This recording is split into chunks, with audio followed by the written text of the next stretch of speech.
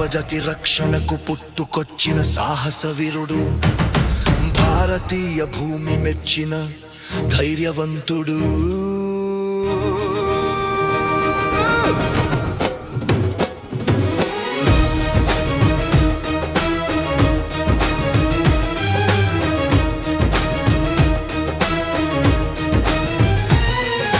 కిరాయి మతాల గుండెల్లో కణకణమండిన నిప్పుల గర్జన, మహారాష్ట్ర మనుషుల మనసులో మహారాజు ఇతరు.